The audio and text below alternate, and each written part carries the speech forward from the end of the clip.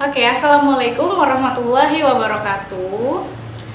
Halo teman-teman sahabat muslimah podcast Neng Rina semuanya. Apa kabar nih kalian semua? Semoga kita semua selalu disehatkan oleh Allah Subhanahu wa Ta'ala dimanapun kalian berada. Nah, alhamdulillahirrabbilalamin, kali ini saya sedang bertemu dengan salah satu senior saya di salah satu tempat kerja saya. Dan beliau itu adalah salah satu dosen di Pascasarjana di perguruan tinggi, yaitu kampusnya namanya PTIQ. PTIQ ya Pak. Perguruan Tinggi Ilmu Al-Quran.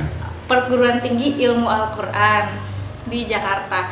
Mungkin salah satu mungkin dari teman-teman podcast Neng Rina sudah ada beberapa yang kenal dengan Pak Suaib ini, dengan Pak Suaib ini.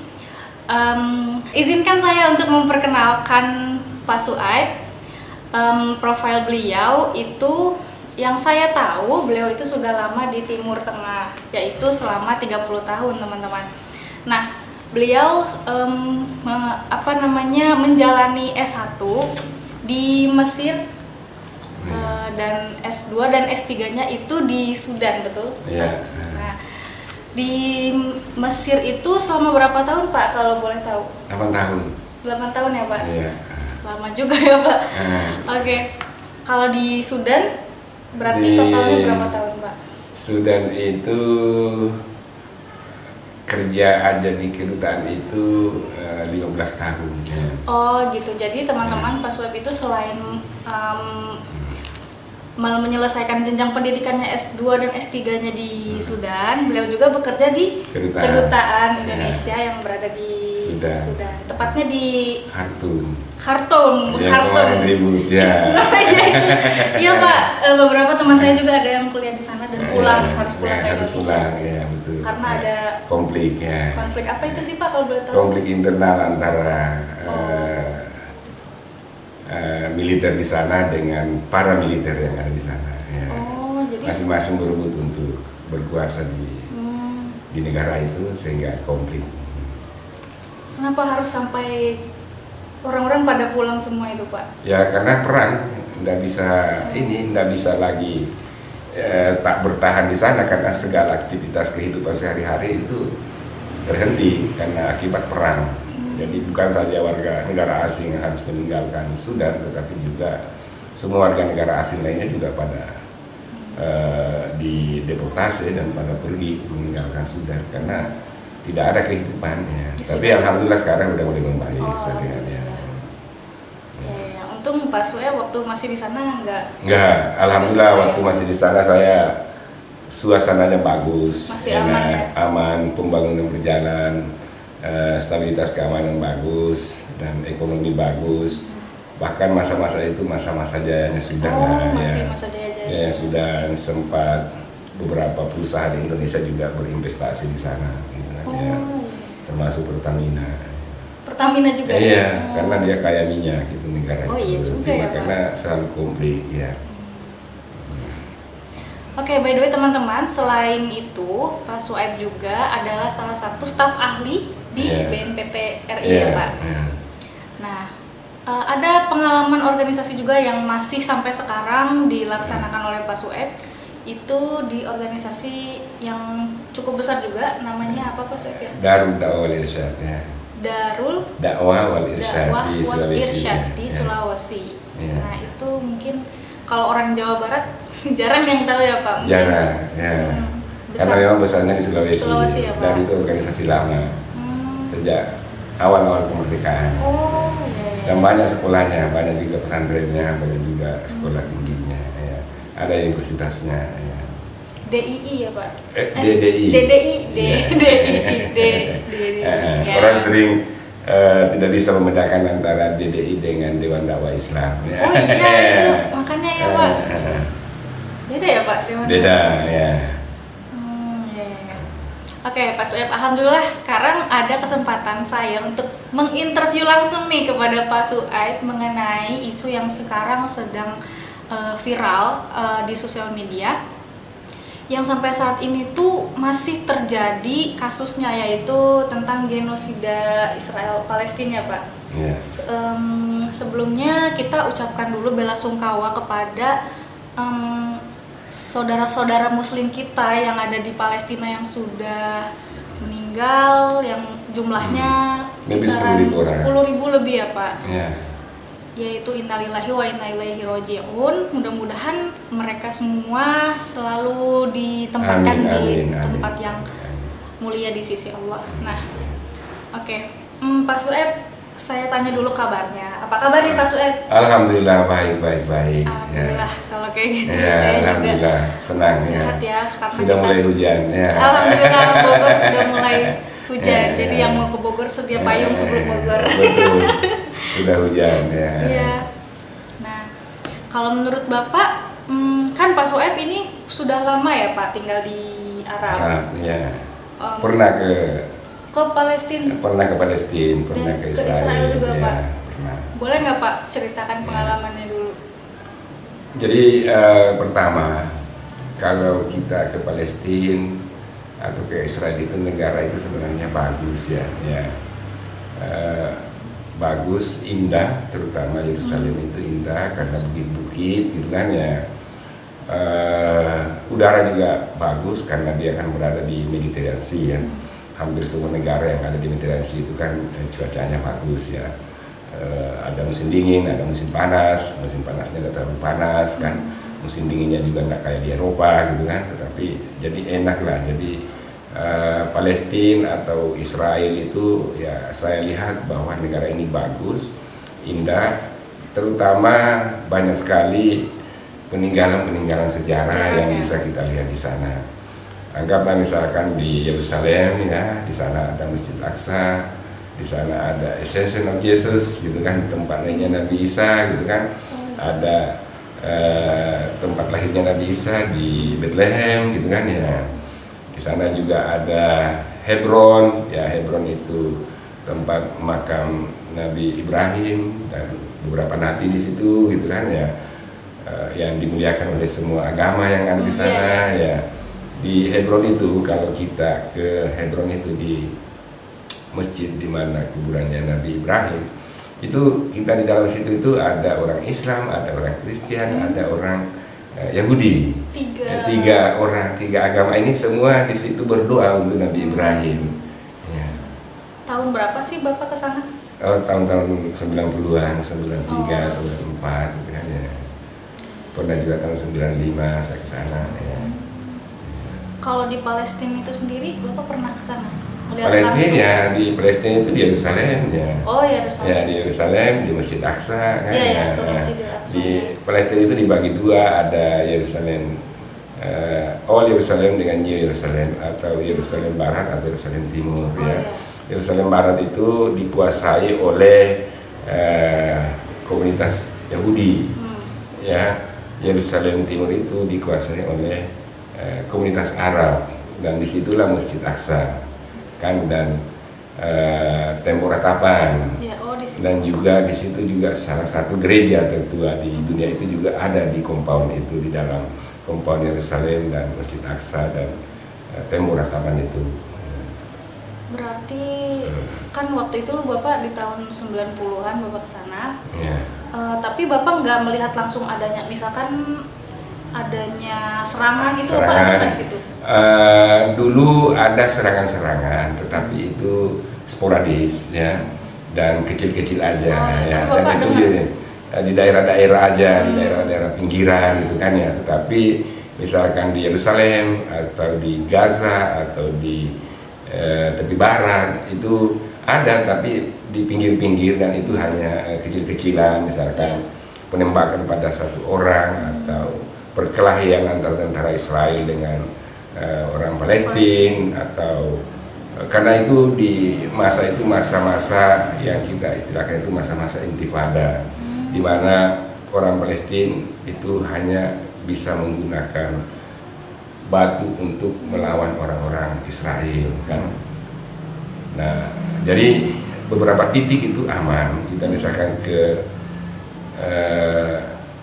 Bethlehem itu aman ya, dan di sana kalau misalkan bulan-bulan Desember itu ramai ya, karena orang-orang Kristen itu pada haji juga ke sana. Oh iya. Ya, menunaikan ibadah haji ke Bethlehem itu kan ya pada bulan-bulan November dan Desember kan ya. Dan di Masjid Aqsa juga banyak orang-orang Islam datang. Ya. Kalau sekarang yang terjadi ini kan serangan besar-besaran nih Pak. Ya. Definisi dari genosida itu sendiri itu apa sih Pak sebenarnya? Ya, genosida itu kan semacam pembantaian ya, pembantaian massal terhadap satu komunitas gitu kan ya. Ya itu memang pernah terjadi juga di Kongo kalau saya tidak salah kan ya beberapa tahun yang lalu, dan itu menjadi menjadi kecaman dunia internasional. Bahkan pelakunya itu kan dituntut di International Crime Court gitu kan ya, pengadilan kriminal dunia gitu kan ya, ada di Roma. Nah itu adalah sebuah tindakan yang dilakukan oleh satu komunitas ke komunitas lain secara massal gitu kan ya. Nah apa yang terjadi di Palestina ini kan sebenarnya di Gaza ini kan sudah dianggap oleh masyarakat dunia sebagai tindakan genosida gitu kan terhadap rakyat Gaza yang ada di sana. Ini sudah sangat berlebihan dan melampaui batas-batas kemanusiaan karena Israel menggunakan kekuatan dengan berbagai darat, laut, udara, semua digunakan melawan orang yang tidak punya kemampuan begitu canggih kan ya, apalagi Gaza yang dihuni lebih dari 1 juta orang gitu kan ya. Kemudian diserang kayak begitu, kita tentu sangat prihatin terhadap kegiatan peristiwa ini. Iya. Di awal-awal berita ini muncul, teman-teman semuanya, infonya adalah adanya serangan terlebih dahulu dari Hamas itu Pak. Iya, memang begini, memang pada tanggal 7 Oktober itu Hamas menyerang Tel Aviv yang mengakibatkan lebih dari 1.000 orang meninggal. Oleh karenanya Israel balas dendam terhadap Hamas. Nah, banyak orang yang menyalahkan Hamas bahwa kenapa menyerang Israel. Jadi gara-gara kalianlah sehingga berantakan seperti ini kan ya. Tetapi sesungguhnya kalau kita memperhatikan gitu kan, rentetan apa yang dilakukan oleh Israel terhadap rakyat Palestina secara keseluruhan itu sebenarnya sudah berlebihan kan ya. Jadi bahkan menurut beberapa berita yang kita sering baca di media-media Arab gitu kan, bahwa sebenarnya dari bulan September itu orang-orang Israel ini sudah mau menguasai Masjid Aqsa. Bahkan mereka melarang orang-orang masuk ke dalam situ untuk menunaikan salat. Bahkan mereka pada waktu yang sama juga mereka salat, mereka juga bergembira di sana, bernyanyi-nyanyi di Masjid Aqsa. Tentu umat Islam marah dengan kondisi itu kan ya. Umat Islam melakukan perlawanan terhadap itu. Nah, kegiatan-kegiatan rutin yang dilakukan oleh orang-orang Yahudi di Masjid Aqsa sebelum tanggal 7 Oktober itu sebenarnya cukup melukai perasaan umat Islam kan. Tetapi mungkin itu tidak banyak disinggung atau mungkin itu tidak banyak diberitakan oleh media asing. Tetapi faktanya seperti itu, bahwa sebenarnya apa yang dilakukan oleh Hamas terhadap Israel pada tanggal 7 itu adalah balas dendam atas apa yang dilakukan tentara-tentara Israel di sekitar Masjid Aqsa kan, melakukan berbagai kegiatan-kegiatan ritual keagamaan yang sangat mengganggu rutinitas keagamaan orang-orang Islam kan ya. Artinya orang Islam kan menghormati di sana itu kan satu compound ya. Satu compound di dalam situ ada Masjid Aqsa kan, ada Masjid Aqsa yang kita kenal dengan Masjid Umar bin Khattab kan, Masjid Umar bin Khattab. Sampingnya Masjid Umar bin Khattab itu namanya Wailing Wall, namanya tembok ratapan itu hanya berjarak beberapa meter gitu kan ya. Nah, orang-orang Yahudi kan itu kan di situ di seberang sana itu di Boiling Wall hanya beberapa meter dari Masjid Aqsa kan ya. Nah, mereka di dalam Masjid Aqsa di kawasan itu, di compound itu kan ya, melakukan kegiatan-kegiatan rutinitas agama kan yang menurut orang Islam itu melampaui batas-batas kewajaran kan ya. Apalagi itu dilakukan di sekitar masjid gitu kan ya, misalkan meniupkan trompet dan berisik dan lain-lain sebagainya membuat umat Islam marah. Dan karena umat Islam marah, oleh tentara Israel melarang mereka masuk ke dalam kawasan itu, bahkan menembak beberapa orang yang mau salah di situ. Nah, tindakan-tindakan Israel inilah sepanjang bulan September terhadap warga Palestina dan apa yang dilakukan di Masjid Aqsa itu, itulah yang membuat Hamas emosi sehingga melakukan serangan tiba-tiba ke ke Tel Aviv kan, ibu kota Israel, lalu kemudian dibalas oleh Israel kan. Di ibu kota Israel, iya di Tel Aviv. Tel Aviv ya. Tel Aviv. Oh, justru orang banyak sih yang mempertanyakan, Pak, kenapa Hamas kok tidak memberitakan sih? Itu tidak banyak diberitakan. Tetapi kalau kita nonton misalkan kayak Jazeera Internasional ya, kanal Al Jazeera yang bahasa Arab itu ya, pasti akan melihat peristiwa-peristiwa itu, gitu kan ya. Tapi di dalam media lokal misalkan di sini kan kita tidak melihat. Tapi kalau Anda nonton kayak Jazeera Internasional atau kanal Al Jazeera yang berbahasa Arab, ada yang berbahasa Inggris, itu pasti Anda akan lihat kejadian-kejadian itu, atau Al Arabiya itu kan ya, pasti melihat kejadian-kejadian itu yang ada di Palestina, yang ada di Masjid Aqsa sebelum tanggal 7 Oktober itu kan ya. Jadi apa yang dilakukan Hamas itu sebenarnya terhadap Israel itu kemarahan atas apa yang dilakukan oleh Israel di dalam area-area Masjid Aqsa pada saat itu kan ya. Di Indonesia termasuk yang belum, walaupun ya di Indonesia mayoritas kan Muslim dan akan selalu membela Palestina, Pak. Apapun penyebabnya. Tapi yang harus kita ketahui di bulan Oktobernya itu sebelum Hamas menyerang itu ternyata ada kegiatan Israel yang mengganggu di Tel Aviv ini, di Tel Aviv. Enggak, di Yerusalem. Di Yerusalemnya ya. Di dalam Masjid Aqsa. Jadi gini, Tel Aviv itu jaraknya dari Yerusalem kan dekat ya? Itu sekitar 80 kilo. Oh, 80 kilo. Iya, jadi kota Tel Aviv itu ibu kota Israel ke Yerusalem, Yerusalem Timur ya, itu sekitar 80-an kilo. 80 kilo. Iya. Nah, Israel kan orang-orang Yahudi, tapi kan orang Yahudi itu kan banyak juga di sekitar itu. Seperti yang saya katakan tadi, Yerusalem Barat dengan Yerusalem Timur itu hanya batasnya jalan raya, jalan raya saja itu. Yang di Yerusalem Barat itu adalah orang-orang Yahudi semuanya. Yang di Yerusalem Timur itu orang-orang Arab semuanya, kan? Di Yerusalem Timur lah ini terdapat yang namanya Masjid Aqsa, Tembok Ratapan, Masjid Umar bin Khattab, gereja tertua gitu kan ya. Di situ semua. Nah, antara Yerusalem Timur dengan Yerusalem Barat itu dekat, hanya dipisah dengan jalan raya saja, kan, dipisah dengan jalan raya saja. Nah, itu semua kan dikuasai oleh orang Yahudi, kan ya.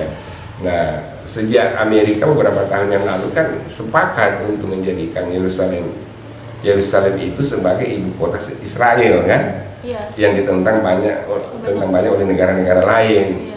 Karena itu adalah wilayah Palestina, tapi oleh Amerika menempatkan kedutaannya di sana, kan, karena dia mengakui bahwa itu adalah ibu kota Israel, kan. Oleh karena itu tentara-tentara Israel berkeliaran di situ, kan ya, dan ingin menunjukkan bahwa sekarang ini kita sudah menguasai betul tepi barat itu atau Yerusalem itu, kan.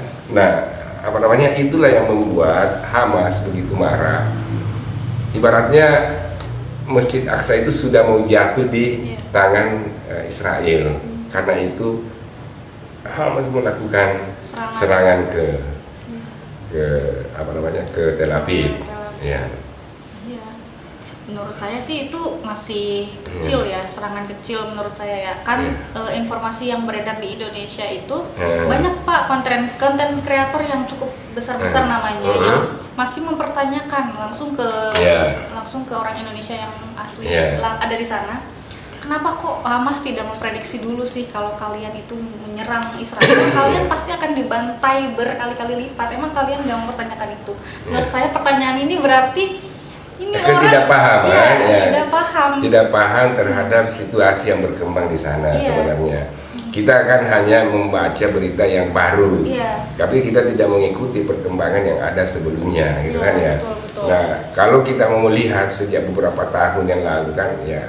Saya misalkan di Arab gitu kan, yang lama di Arab yang sering menyaksikan bagaimana tindakan tentara-tentara Israel itu kepada rakyat Palestina kan tentu sangat menjengkelkan dan menyakitkan gitu kan ya, dan menyakitkan. Tetapi apa boleh buat, kita tidak bisa ngapa-ngapain karena dia negara kuat kan, dan didukung oleh Amerika. Sekarang ini aja berapa ratus 200 negara mendukung supaya gencatan senjata kan di PBB kan.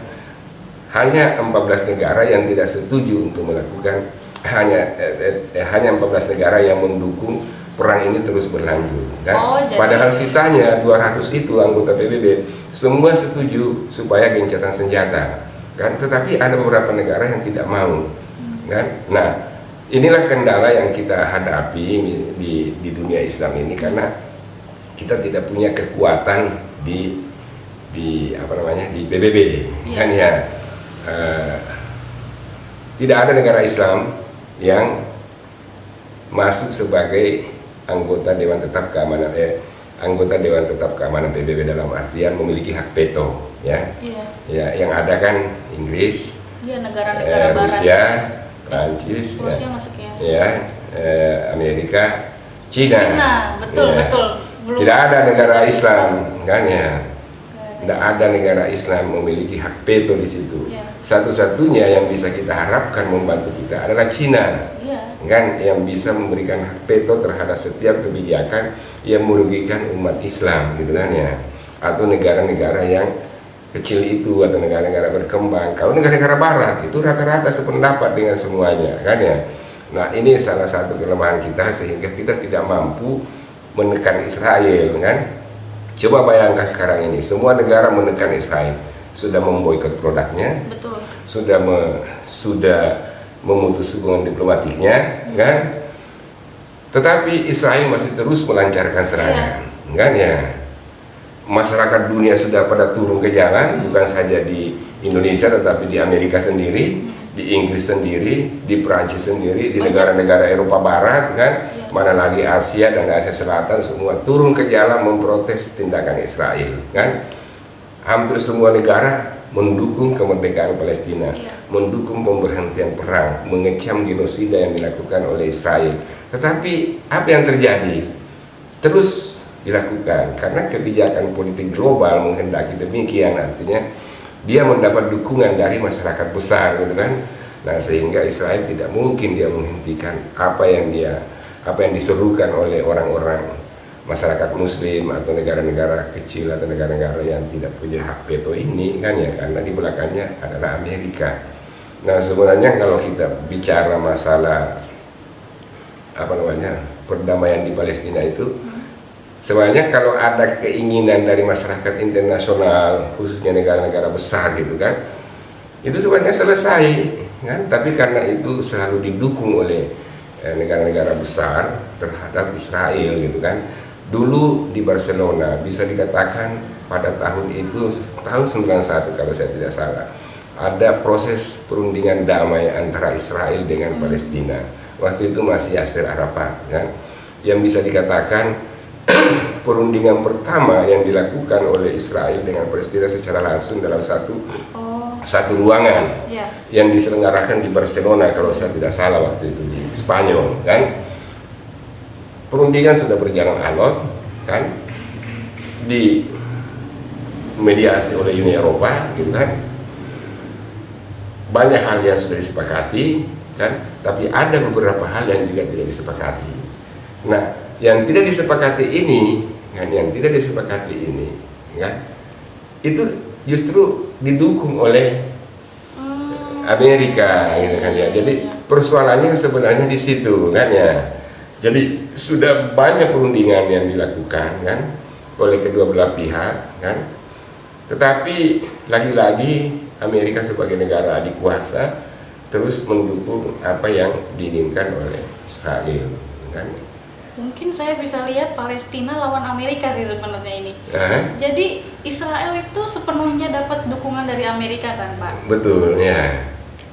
Artinya ya sama saja Palestina ini diserang oleh Amerika langsung lah, karena semua pasukannya kan dari Amerika. Betul, pasukan dari Amerika juga, peralatan dari Amerika juga. Kan, Pak? Tapi kan melawan Hamas, gitu kan ya, melawan Hamas. Iya, melawan Hamas. Iya, melawan Hamas. Katanya di beberapa sosial media yang bilang ada 2 organisasi besar yang ada di Palestina, yaitu Hamas dan Fatah.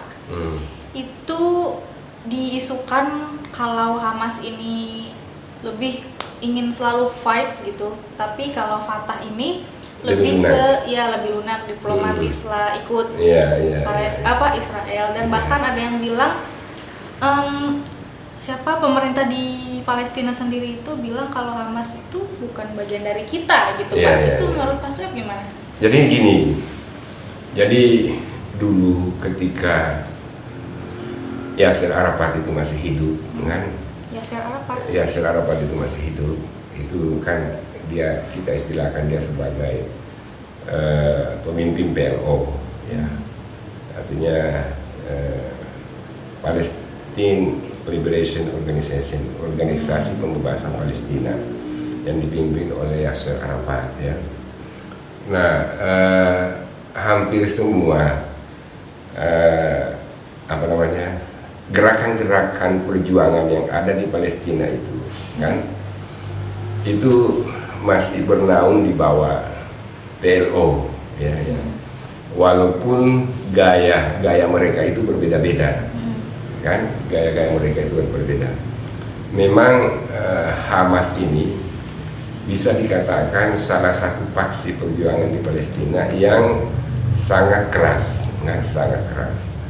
Hamas memiliki agenda bahwa tidak ada namanya orang Israel di sini. Tidak ada. Jadi tidak ada damai kecuali perang, gitu kan ya.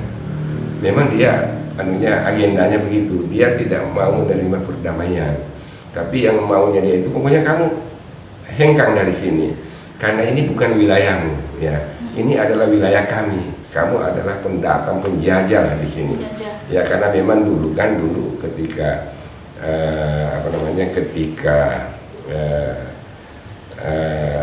Turki Utsmani, ya, masih berkuasa, gitu kan, itu kan ya belum ada orang Yahudi di situ, gitu kan ya. Nanti setelah misalkan era kolonialisme itu, baru orang-orang Yahudi itu mulai masuk ke Palestina, gitu kan ya. Tetapi dulu itu murni orang-orang Palestina yang ada di sana, gitu kan ya. Ketika di era-era khilafah Turki Utsmani, gitu kan. Walaupun jauh sebelumnya, kalau kita bicara masalah sejarah, itu juga memang orang Yahudi dari situ. Tapi kan mereka eksodus ke negara-negara, berbagai negara, gitu kan ya. Nah, Hamas ini menganggap bahwa tidak ada perdamaian dengan Israel. Yang ada, Anda harus out dari sini karena ini bukan wilayah kamu, gitu kan ya. Berbeda dengan Fatah, kan ya. Fatah masih bisa menerima keberadaan Israel, tetapi dengan ketentuan-ketentuan yang sudah ditetapkan oleh PBB, kan ya. Artinya kita bisa berdiri 2 negara yang bertetangga, gitu kan, sesuai dengan ketentuan-ketentuan yang sudah ditetapkan oleh PBB. Karena PBB pada tahun berapa itu, tahun 1904 berapa itu, dia ada resolusi yang mengakui batas-batas negara itu, batas-batas antara Israel dengan Palestina. Nah, yang tidak disetujui oleh Fatah ini karena ekspansi yang dilakukan oleh Palestina dan Israel ini terus meluas ke wilayah-wilayah di Palestina itu, pendudukan terus dilakukan sehingga akhirnya hampir semua tanah-tanah kosong itu udah diisi oleh orang-orang Yahudi gitu kan. Nah, Hamas bersikeras untuk tidak ada namanya perdamaian. Fatah itu masih melunak, masih menerima konsep dua negara kan yang damai. Nah, pada tahun 2006 kalau saya tidak salah, pada tahun 2006 ada proses perundingan yang diadakan di Eropa Barat itu, di Norwegia kalau saya tidak salah, yang disepakati antara Israel dengan Palestina ini untuk membentuk semacam pemerintahan Palestina. Kan ya, maka adalah namanya pemerintahan otoritas Palestina. Ada. Makanya waktu itu bukalah kedutaan di beberapa negara termasuk Indonesia. Ya. Saat itu buka di Malaysia, buka di Indonesia, buka di berbagai negara Arab, bahkan banyak negara Amerika Latin juga yang menerima Palestina itu, membuka kedutaan di negaranya. Banyak gitu kan di tahun 2006 ya. Nah, diadakanlah pemilu legislatif kan. Pemilu legislatif di Palestina. Yang dikontrol dan diawasi dan dipantau oleh Uni Eropa. Kan? Jadi istilahnya pemilu yang bebas, jujur, dan berkeadilan dipantau oleh Uni Eropa. Yang menang adalah Hamas. Oh iya? Iya. Wah. Kan? Sebenarnya Hamas menang, Pak. Menang Hamas, menang. Banyak yang dukung Hamas. Yang menang adalah Hamas. Nah, kemenangan Hamas ini tidak diterima oleh banyak orang, terutama orang-orang Barat. Iya, kan? Akhirnya karena Hamas ini punya basis banyak di Gaza, akhirnya dia jadi komandan di sana. jadi pemimpin dia di sana karena dia basisnya banyak di Gaza itu kan ya. Tapi di tepi barat juga dia punya gitu kan. Tapi cuma karena dia base-nya ada di situ kan. Jadi akhirnya Gaza itu dikuasai oleh mereka. Nah, sejak itulah Israel begitu ketat terhadap Gaza, kan? Karena Hamas ada di situ, kan ya. Akhirnya ya pemilu akhirnya tidak ada hasilnya, kan? Percuma karena dia tidak diakui, kan? Tidak diakui oleh negara-negara lain. Kan? Akhirnya dipolitisasi lah, akhirnya ya Hamas kembali ke Gaza itu memimpin. Nah,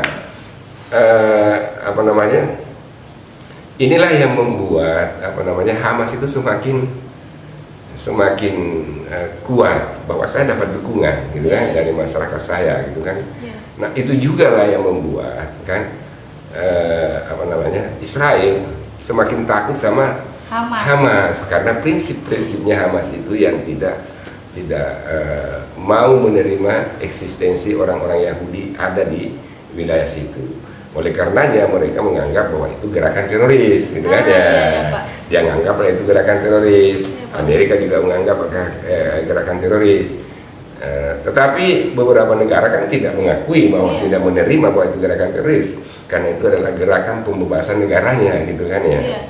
Kan begitu. Tapi beberapa negara menganggap bahwa itu gerakan teroris. Tapi sesungguhnya kan bukan, karena dia adalah paksi perjuangan rakyat Palestina, gitu kan ya. Dan dia tidak kemana-mana, dia hanya di kampungnya berjuang untuk memerdekakan negaranya, bukan dia kesana kemari menyebar teroris. Kita menebar terorisme tidak ada, gitu kan ya. Gitu kan ya. Israel lah yang sebenarnya teroris. Nah, mereka akhirnya Israel begitu takut, begitu benci sama Hamas itu karena kelompok ini yang tidak mengakui eksistensinya. Nah, sekarang persoalannya ada kecenderungan kan pemimpin-pemimpin Barat kan dan juga Israel memecah ini. Jadi Gaza menjadi wilayah tersendiri yang dipimpin oleh orang tersendiri kan. Dari Barat juga seperti itu. Akhirnya mau dijadikan dua gitu kan. Nah, kalau dijadikan dua ini semakin kecil itu, artinya lama-lama itu habis. Ini juga lama-lama habis gitu kan ya. semakin kecil itu Palestina, gitu kan ya. Sekarang aja kan sudah semakin kecil, ya. Jadi kalau itu dipecah dua, itu negara itu semakin kecil. Gaza menjadi satu negara sendiri, tepi barat menjadi satu negara tersendiri, kan? Akhirnya semakin lemah, karena semakin kecil, gitu kan ya. Di sini juga semakin kecil. Ya, akhirnya apa namanya? At the end of the day, hilang ini semua nanti, gitu kan ya. Nah, itu yang orang tidak mau, kan ya. Dan sementara ada wacana ke arah sana oleh pemimpin-pemimpin Barat dan juga Israel untuk memecah ini menjadi dua ini. Iya Pak. Kenapa PBB nggak ada? Kan PBB juga ada salah satu yang mundur dari jabatannya Pak. Itu apa ya Pak? Bagian kemanusiaan. Iya, bagian kemanusiaannya kenapa sampai mundur? Karena dia resolusi-resolusi yang dia yang dia usulkan tentang jeda kemanusiaan itu ya banyak ditolak, sehingga dan himbauan PBB itu tidak dihiraukan oleh Israel, kan. Itu yang membuat dia kecewa, gitu kan. Jadi PBB sendiri itu ya jangankan PBB, kan, jangankan kayak misalkan Liga Arab atau OKI, PBB sendiri tidak mampu menekan Israel, kan.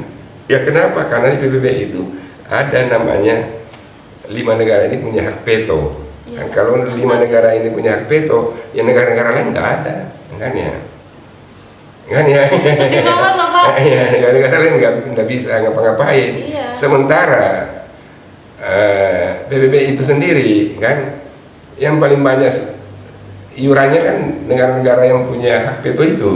Ya negara-negara yang berkembang itu mungkin punya utang ke PBB, mungkin betul. Mungkin dia punya iuran yang belum dibayar atau apa dan lain-lain sebagainya, kan. Akhirnya suaranya tidak didengar gitu di PBB karena ya mungkin utangnya banyak di PBB ini, kan ada iuran tahunan yang harus dibayar oleh setiap negara ke PBB, gitu kan ya. Amerika, Prancis, Inggris dan lain sebagainya itu kan donasinya banyak ke Amerika, banyak ke PBB, kan. Kita misalkan UNICEF, UNDP, UNODC, dan berbagai badan-badan PBB itu yang bergerak di dalam dunia pendidikan, dunia kesehatan, lingkungan hidup, dan lain-lain sebagainya, itu kan punya badan-badan PBB di dunia ini. Itu kan didanai oleh negara-negara besar, kan? Oleh karena itu suasana kebatinan yang ada di sana itu adalah pengaruh negara-negara besar. Karena mereka yang paling banyak mendanai kegiatan itu. Jadi ketika berbicara masalah keamanan, maka dia pun yang didengar, gitu kan ya. Apalah daya Indonesia ya. Walaupun sebenarnya kita Indonesia kan di PBB nggak di PBB ya sebatas itu saja, menyampaikan saja. Tapi apakah itu didengar atau tidak didengar, itu tidak akan didengar oleh mereka. Mungkin didengar ya. Ya. Oh, yang berkuasa di sana mereka, gitu kan ya. Makanya ide tentang reformasi PBB itu di setiap sidang umum PBB di setiap bulan September diangkat oleh anggota-anggota negara-negara anggota PBB, terutama dari negara-negara berkembang dan negara-negara ketiga, agar ada reformasi di dalam sistem yang ada di PBB. Tapi itu kan tidak terlaksana, gitu. Gimana ya Pak? Saya sedih dan nggak tahu juga mau berbuat apa gitu. Kita negara Indonesia, padahal negara Muslim terbanyak di dunia. Di dunia bukan. Justru Kristen yang paling banyak. Maksudnya Indonesia negara dengan mayoritas Muslim terbanyak di dunia. Oh iya, betul ya. Tapi ya Indonesia kayaknya nggak. Nah, masjid apa sih namanya, rumah sakit yang ada di Palestina yang dari Indonesia itu disebut sebagai tempat berlindungnya para teroris Hamas di situ. Bahkan, jangan bilang teroris ya. Nah, itu beritanya Pak. Pejuang Hamas. Pejuang Hamas. Nah, dan di situ bakal ada rencana penghancuran rumah sakit Indonesia itu Pak, di berita itu. Bisa dilakukan itu oleh Israel. Saya bingung Pak. saya itu sedih, apalagi sih yang bisa ya, itu bisa. Ya bayangkan misalkan orang Israel mengatakan, para warga kamu lewat sana, lalu di sana dibom gitu kan ya, kan? Karena ya memang maaf ya, memang jadi orang Yahudi itu kan mereka punya keyakinan bahwa dia itu adalah Sya'bullahil Mukhtar. Apa itu Pak? Apa namanya, hamba pilihan Tuhan. Itu kan ada di dalam ajaran mereka itu. Di ajaran mereka itu adalah mereka itu adalah orang yang paling baik, kan ya, orang yang paling hamba Tuhan yang paling baik, yang pilihan gitu kan ya. Nah keyakinan itu kan mendorong mereka itu menganggap orang lain itu sampah, orang lain itu rendah semua.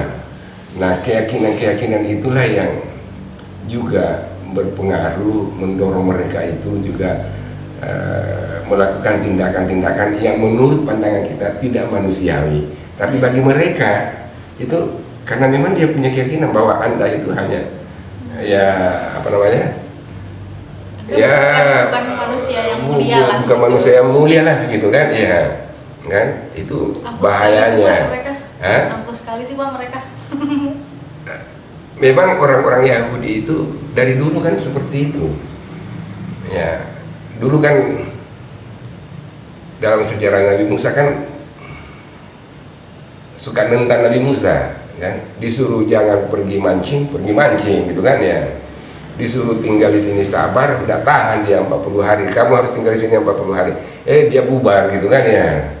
Kan baca sejarah-sejarah Nabi Musa itu kan kita melihat bagaimana kelakuan orang-orang Yahudi itu kan memang adalah bangsa yang paling banyak membangkang gitu kan ya, dan membunuh nabi-nabinya gitu kan ya. Oke. Bapak, menurut Bapak kan kita sebagai warga negara Indonesia, negara yang mayoritas muslimnya terbanyak di dunia, apa yang bisa kita lakukan Pak? Ya, kita sebagai warga negara Indonesia dan konstitusi kita itu adalah mendukung perjuangan kemerdekaan setiap bangsa ya, termasuk bangsa Palestina kan, itu kan konstitusi kami itu kan ya, bahwa kita tidak menerima apa yang kita istilahkan penjajahan di muka bumi ini, dan konstitusi kita itu kan mengajarkan kita bahwa kita harus turut serta di dalam perdamaian dunia. Betul. Nah kan itu amanah konstitusi. Oleh karena itu kita sebagai bangsa Indonesia kan tentu harus tetap mendukung perjuangan rakyat Palestina apapun caranya, tetapi harus secara resmi melalui pemerintah.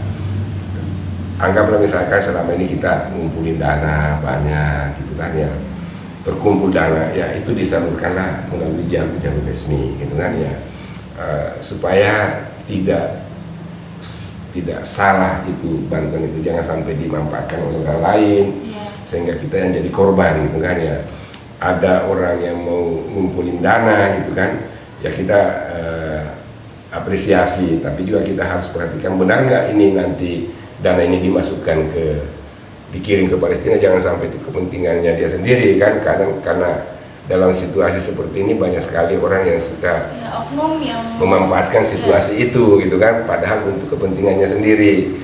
Dia kesana kemari minta sumbangan untuk Palestina padahal untuk dirinya sendiri gitu kan. Jadi kita harus make sure benar nggak ini dana yang dikumpulkan orang ini betul-betul dibawa ke Palestina atau bagaimana, sampai atau tidak. Nah, oleh karena itu kita tetap mengikuti anjuran pemerintah kita gitu kan. Kalau kita memang mau menyumbangkan dana atau ada orang ini ya kita salurkanlah lewat pemerintah. Pemerintah punya mekanisme tersendiri, jalan tersendiri untuk bisa menyampaikan sumbangan itu. Begitu juga misalkan ada himbauan orang untuk pergi berjihad ke sana, angkat senjata membantu Hamas, saya pikir tidak perlu itu kan ya. Kalau memang karena pertama bukan medan kita kan, artinya kita nggak bisa ikut di dalam medan-medan seperti itu gitu kan ya. Yang kedua itu kan menyalahi aturan kan, menyalahi aturan.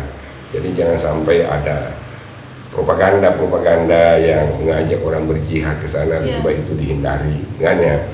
ya kita di sini berdoa kan, bekerja keras kan, berbuat bekerja keras untuk negara kita supaya kita bisa membantu mereka dengannya. Kita selalu membantu, mensupport sahabat-sahabat saudara muslim kita, saudara seiman di Palestina untuk bisa merdeka. Dan kita akan selalu menolak lah, mengecam yang namanya penjajahan ya Pak. Iya. Oke, jadi teman-teman semuanya, sahabat muslimah, sahabat teman-teman podcast Nengrina semuanya, banyak poin-poin yang saya tulis di sini.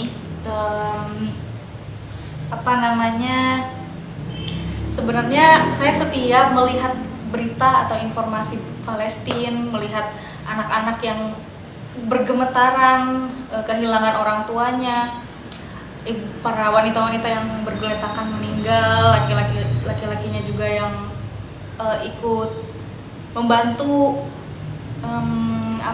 membersihkan darah-darahnya, itu tuh saya sama sekali gak bisa tega. Pasti saya tuh meneteskan air mata tanpa sadar gitu Pak, melihat kejadian ini tuh terjadi lagi yang besar-besaran seperti ini nih Pak. Terlalu banyak sih Pak ini kalau mau saya simpulin, tapi intinya kita semua mudah-mudahan bisa terus mensupport kemerdekaan Palestina. Terbukti dari adanya aksi di tanggal 5 November kemarin itu ada 2 juta orang lebih kan Pak para pesertanya. Di 5 tahun sebelumnya sih saya pernah ke Monas, tapi bukan yang ini, bukan bela Palestina ya. Bela Palestina, tapi Palestina juga, di tahun 2000 saya lupa 2000 berapa di Monas juga. Oh ya, mengingatkan juga karena ini udah mendekati masa-masa kampanye pemilu, hati-hati buat teman-teman semuanya yang membahas Palestina, mencari dana donatur Palestina tapi ditunggangi oleh caleg atau apapun itu ya Pak. Saya sih ingatkan itu ya, supaya lebih berhati-hati lagi. Oke Pak, mungkin itu saja. Ya, terima kasih. Iya Pak, alhamdulillah jadinya lebih tercerahkan, kita jadi tahu ada peristiwa apa sih sebelum penyerangan Hamas ke Tel Aviv itu. Ternyata banyak aktivitas-aktivitas yang mengganggu keluarga muslim kita di sana. Terus juga di sana juga sebenarnya ada 3 tempat ibadah yang saling berdampingan, damai sebenarnya. Di Hebron, di Yerusalem itu ya 3 agama. 3 agama. Di Hebron kita dalam satu masjid, itu 3 agama. Di Yerusalem kita dalam satu compound, itu 3 agama. Dan banyak juga yang menentang gerakan Hamas, tapi sebenarnya justru Hamas adalah kelompok atau organisasi yang menjadi pahlawan justru bagi Palestina itu sendiri. Di samping banyak juga organisasi lainnya yang untuk ikut memperjuangkan kemerdekaan Palestina. Yang kita harapkan adalah bagaimana semua paksi-paksi perjuangan yang ada di Palestina ini bersatu. Bisa bersatu, bersatu untuk memerdekakan Palestina dan sependapat, satu paham semua, satu visi semua, kan? Yang susah kalau tidak satu visi, kan? Yang terjadi selama ini beda-beda visi, gitu kan? Nah, itu yang kita harapkan, bahwa semua paksi yang ada di Palestina itu satu visi semua tentang Palestina. Ya, mudah-mudahan semua fraksi, semua organisasi yang ada di sana bisa bersatu. Oke, terima kasih Pak Sueb atas waktunya. Terima kasih Neng Rina. Sama-sama, alhamdulillah. Oke, mungkin sampai di sini saja teman-teman. Kurang lebihnya mohon maaf. Wallahul muwaffiq ila aqwamit thoriq. Wassalamualaikum warahmatullahi wabarakatuh. Waalaikumsalam.